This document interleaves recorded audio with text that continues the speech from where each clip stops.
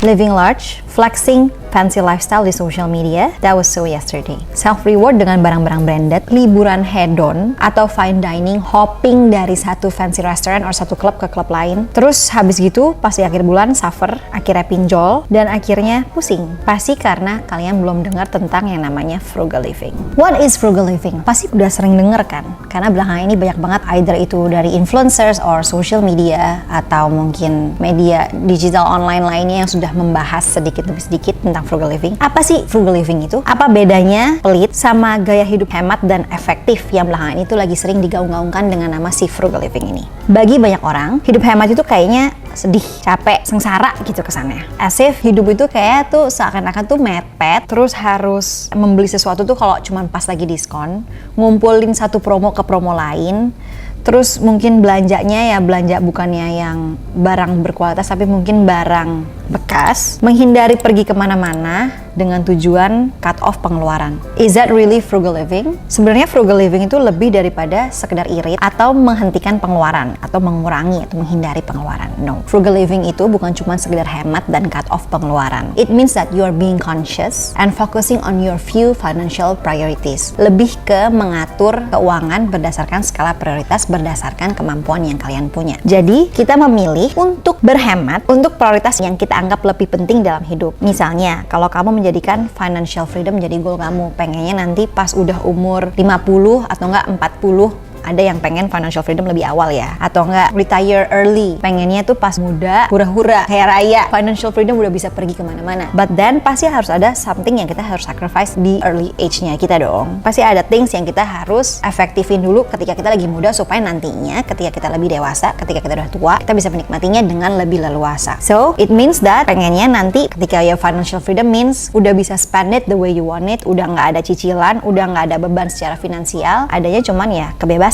Isn't that what we all want? Then we need to work on our lifestyle dengan membuang hal-hal yang nggak membantu untuk kita bisa mencapai goal kita tadi. Tapi ada juga orang yang menetapkan bahwa life is about experience and they're willing to pay for it. Ada yang emang kayak ngerasa berhemat itu nggak perlu karena gue ada uang dan I'm willing to spend it and that's okay too. Ada juga yang membuat goalnya mereka itu adalah they made their bucket list di mana mereka mau they can travel around the world before they turn 40. Banyak ya kalau misalnya kita ngeliat bule-bule yang bener-bener kayak move from one country to another country, backpacking or like ya kalau misalnya ada yang lebih memiliki financial flexibility, mereka yang benar-benar dengan gaya hidup tapi tetap bisa menikmati keliling dunia meskipun mereka masih muda. Mungkin mereka work remotely or like I don't know, mungkin karena mereka punya lebih banyak budget. Some people, they want to compensate on something that makes them happy. Dan gak semua ngerasa frugal living ini necessary. Itu gak apa-apa juga. But then in compensate, mungkin mereka akan mengorbankan hal-hal yang lain yang mereka gak anggap itu penting. Intinya, apa yang menjadi goalmu dan prioritymu. That's what most important thing. Sebenarnya, frugal living ini tetap kita perluin. Especially for us yang gak punya banyak financial flexibility. But here are few things, kesalahpahaman atau miskonsepsi yang banyak orang pikirkan tentang si frugal living ini. I'm gonna break down few of it. Satu, banyak orang berpikiran kalau menjalani frugal living itu karena mereka nggak punya pilihan. Enggak. Well, ada yang harus memang berhemat karena memang tidak ada pilihan ya. Itu namanya nasib ya bun. Itu lain. But the thing is, kadang banyak orang yang misconception seakan-akan itu kalau menjalani frugal living itu karena nggak punya pilihan. Enggak. Mereka memilih untuk menjalani frugal living. Banyak orang yang memilih untuk menerapkan frugal living lifestyle ini karena mereka memiliki bigger goals ke depannya. Tujuan yang lebih besar, karena mereka mau aim bigger. Or karena emang mereka ngerasa nggak perlu living large. Contohnya, Warren Buffett. Siapa yang nggak tahu? Kayak dia selalu menjadi jajaran 3 orang terkaya di dunia. Ya, kalau nggak 3 orang terkaya, 5 orang terkaya ya. Ganti-gantian sama Bill Gates dan teman-temannya. Dia memiliki net worth 119,1 billion dollar. Dan memilih untuk tetap tinggal di rumah yang sama. Menggunakan mobil yang bukan yang wah-wah banget, padahal dia bisa beli pastinya dengan kayak net worth yang dia sudah kumpulkan yang luar biasa itu. Dia tetap mempertahankan gaya hidupnya meskipun dia bisa foya-foya, bisa flexing kemana-mana. But no, he choose to live a frugal living lifestyle. Di Indonesia, kita mengenal beberapa artis juga yang menerapkan this frugal living lifestyle. Salah satunya Cinta Laura. Siapa yang gak kenal Cinta Laura? She's pretty, she's smart, dan juga boleh dibilang penghasilannya dia dari dunia entertainment karena dia juga multi talenta ya. Pastinya juga luar biasa. Tapi dia memilih untuk apply this frugal living lifestyle dalam hidupnya. Yes, dia membeli banyak barang yang berkualitas, tapi dia tidak jor-joran. Ya padahal kalau misalnya dia mau beli penthouse yang wah segimananya, I'm sure she can afford it. Dan kayak kayak mau membeli sports car or like whatever, tapi dia benar-benar membeli berdasarkan fungsionalitasnya dan juga berdasarkan efektivitasnya dia saja. Dia melakukan itu karena dia pengen memiliki impact yang lebih besar dan dia memiliki tujuan yang lebih besar untuk hidupnya. That's why dia bisa punya sekolah untuk anak-anak yang mungkin kurang mampu, which I think is very noble of her. Jadi kalau misalnya aku bisa simpulkan berdasarkan sumber yang aku dapatkan, frugal living itu apa sih? A method of successful living that's a response to understanding the intimate link between time, labor, money, and things. The frugal realize that every purchase we make represents time, and that's been or will be sold. Consequently, we tend to prioritize expenditures differently. Misconceptions yang kedua, frugal sama dengan pelit. Is that so? No. Pelit sama perhitungan sama nggak sih? Beda. Perhitungan adalah orang yang mengkalkulasi semuanya, bukan berarti nggak mau mengeluarkan sepeser pun. Nah, pelit itu biasanya hold back, tapi untuk di area yang lainnya bablas. So, sebenarnya orang yang menganut frugal living lifestyle ini adalah mereka yang perhitungan, yang ngerti berhitung, tapi bukan karena mereka benci untuk melakukan atau benci sama yang namanya pengeluaran. Tidak. Mereka akan menghindari pengeluaran jika pengeluaran itu dinilai tidak penting. Kalau orang pelit adalah orang yang selalu memilih yang paling murah. Instead of effectivity-nya, mereka maunya mengeluarkan yang paling minim, yang paling murah dalam segala sesuatu. Padahal orang yang menganut frugal living lifestyle nggak segitunya. They will think effectivity-nya, efficacy-nya, apa yang mereka spend, apa yang mereka dapatkan, dan juga terhadap waktu. Itu gimana? Orang yang memilih frugal living lifestyle nggak segitu rigidnya kok. Mereka akan mencari kualitas dalam beberapa hal dan berusaha menikmatinya, tetapi tidak dengan memaksakan, apalagi sampai berhutang. Misalnya, yang couple memilih untuk hidup hemat dengan salary-nya mereka. Mereka memilih mungkin untuk istrinya kerja di rumah atau jadi stay home mom supaya mereka nggak harus bayar extra expenses dengan hiring nanny. And that's pretty legit untuk bisa dikatakan it's a frugal living lifestyle karena mereka mencari efektivitasnya. Ada juga yang menganut frugal living lifestyle dengan memilih memasak di rumah atau membawa bekal supaya mengurangi expenses mereka yang harus mereka keluarkan di kantor ketika mereka makan siang, yang pastinya harganya juga pasti jauh lebih mahal dan lebih tidak sehat dibandingkan kalau misalnya kita membawa bekal dari rumah. Ada juga yang memilih untuk benar-benar cut off expenses yang nggak penting supaya mereka bisa melunasi cicilan mereka lebih cepat, entah itu KPR, entah itu cicilan mobil, or lain sebagainya. Itu hal yang sangat bagus untuk dilakukan compared to daripada membuang uang kita hasil kerja keras kita untuk hal-hal yang nggak berguna, untuk flexing yang nantinya nggak ada hasilnya. They tend to want to be functional dan practical dan juga pastinya efektif dalam spending. Frugal living lahir dari mengerti apa yang diprioritaskan, dari kalkulasi dan strategi yang rasional pastinya. Miskonsepsi yang ketiga, frugality adalah tentang self-sacrifice dan denial. Tentu aja nggak bener ya, ini maksudnya apa sih self-sacrifice dan denial? Enggak lah, oke, setiap kali ngeliat sesuatu ada barang yang bagus atau barang yang kita pengen, langsung ngomongnya,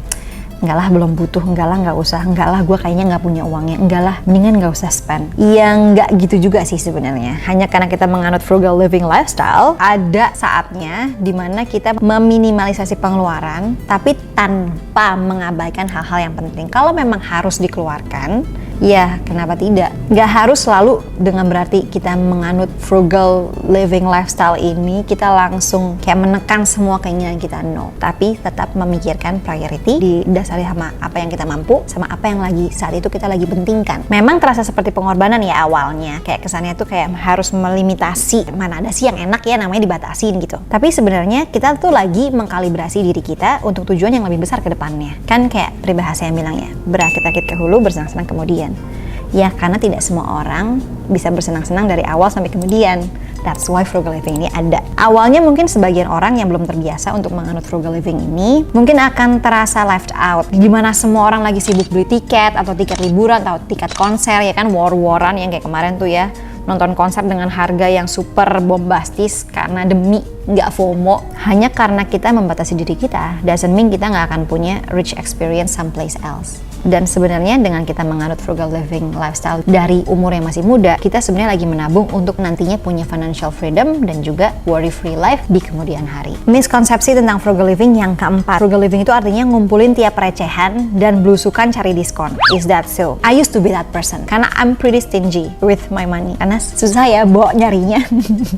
Tapi sebenarnya nggak gitu juga. Kita bisa tetap outsmart our spending dan ngerti gimana mengalokasikan budget kita sesuai dengan yang kebutuhan, tapi juga tetap bisa enjoy our life. Misalnya, my dad's friend. Ini contoh yang benar-benar aku lihat dan aku pelajari. Dia punya banyak banget kartu kredit dari berbagai macam bank yang boleh dibilang limitnya juga sangat besar-besar. Tapi dia sangat update, dia sangat tahu bagaimana outsmarted, dia tahu bagaimana mengkalkulasi dengan urusan bunganya, promosinya, supaya dia benar-benar bisa mengoptimalisasi kartu dan masing-masing promosi yang didapatkan dapatkan dari masing-masing bank tersebut. Dia tidak pernah gagal bayar, tidak pernah terlambat bayar, dan selalu bisa menikmati privilege-nya dengan maksimal. I think dia benar-benar bisa menerapkan frugal living, tapi dia sebenarnya nggak frugal banget, tapi kayak benar-benar effective living kali ya. Kalau misalnya dia sangat disiplin, dia menggunakan diskon-diskonnya tepat sesuai dengan kebutuhannya, bukan untuk hedon-hedon aja dan yang penting gesek dulu bayar nanti, tidak. Tapi karena dia benar-benar mengerti, mencari tahu masing-masing kartu kredit itu promonya apa dan merchant-merchant yang bekerja sama dengan kartu kredit ini, dia benar-benar bisa menikmati poin-poinnya, rewards-nya, dan juga bisa menikmati hal-hal yang misalnya flying first class tanpa harus pay a dime, karena dia bisa dapat free mileage dari kartu kredit yang tadi dia pakai, either itu untuk berbelanja ataupun berbisnis. I think it's very smart. Bisa consider frugal living. So, miskonsepsi tentang mengumpulkan recehan, belusukan, cari diskon, dan susah kalau misalnya kita frugal living, that's so wrong. Miskonsepsi yang kelima, real frugality is impossible in this day. Mustahil lah untuk benar-benar dilakukan di saat seperti ini. Really? Ada orang-orang yang bilang kayak, ya bisa aja frugal living kalau misalnya lo tinggalnya di kampung, yang mana lo nggak bergaul,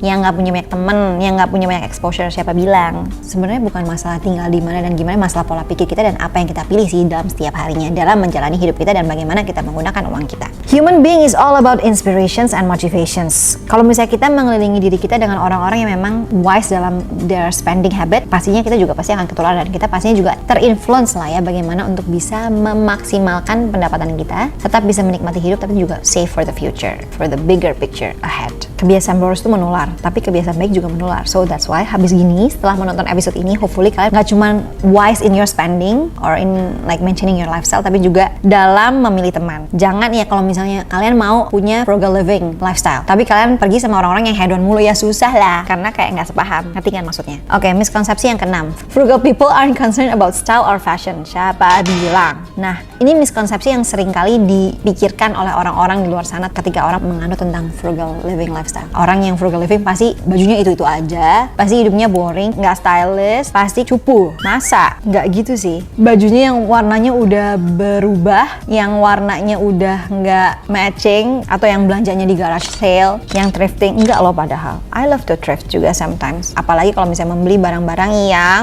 quality. Dan sebenarnya nggak kayak gitu. I consider myself sebagai orang yang jarang banget belanja. But when I shop quality supaya nggak harus beli ulang-ulang, dan juga style yang dipilih adalah style yang mungkin boleh dibilang long lasting, yang benar-benar simple cut, yang nggak ngikutin tren dengan bentuk aneh-aneh supaya dia bisa punya lifespan yang lebih tinggi. So, bukan berarti frugal itu nggak concerned about style or fashion.